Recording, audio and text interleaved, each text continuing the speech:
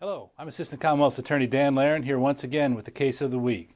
This case is one from the real world that involves some things that are often seen on television in shows like Cold Case, CSI, and Law & Order. Now, in this case, in June of 1999, Lexington police officers arrested a man named Arian Johnson, who was 18 years of age at the time, and charged him with a series of burglaries and sexual assaults. Johnson pled guilty to these charges in December of 2000 and was sentenced to 100 years in prison. There was an appeal, and the appellate court reduced the sentence to 70 years, which under the law in the Commonwealth of Kentucky is the maximum allowed for those classes of felony convictions. Part of Johnson's sentence was that he had to submit to the collection of a DNA sample, which was stored in a state law enforcement database. Now, the detectives, as this case went through the system, were working on a series of similar crimes that had occurred around the same time in 96 and 97, which included a case that resulted in the death of one of the victims, a woman who lived near the downtown area here in Lexington.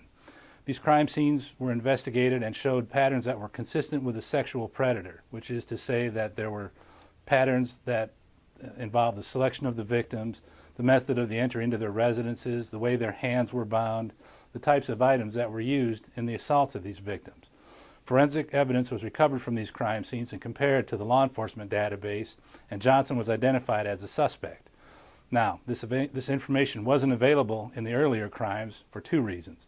Johnson was a juvenile at the time of those offenses, and his DNA sample was not available in the database until his conviction 4 years after these crimes.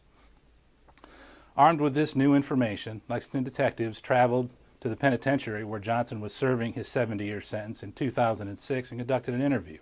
Johnson was Mirandized, warned about his rights, and admitted to committing several of the burglaries and sexual assaults. He provided a number of details about these crime scenes, in particular the murder scene, that were not known to the general public. Johnson went on to explain to the investigators that he picked women because they were vulnerable. He would look for dark places near their homes, and he would break in quietly to surprise his victims. He told the investigators he would make his victims strip naked so that they wouldn't run away, that they would stay in the house with him, and he restrained them with whatever was handy: duct tape, wire, electrical cords, things of that nature. Johnson talked about how he liked to experiment with his victims. He would make them drink things like bleach, soap, nail polish remover, things of that nature, so that he could see what happens. And he explained that he would commit various sexual offenses, rape, sodomy, or assault on the victims when they didn't have enough property in the house for him to steal. In September of 2008, the Fayette County Grand Jury returned an indictment on Arian Johnson for the crimes of murder, burglary, assault, sodomy, and rape. In April of 2010, he pled guilty to these offenses and was sentenced to serve life in prison. Johnson is 32 years old today, and he now has a criminal history that includes felony convictions for murder, 12 burglaries, 6 rapes, 3 acts of sodomy, 2 acts of sexual abuse, 2 assaults, an attempted rape, and a felony theft.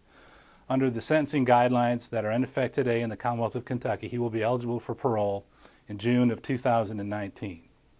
Now, this case shows how Law & Order, CSI, and Cold Case are not really like the real world. In those cases, the show is over in an hour. In the real world, it takes a lot longer to resolve a case.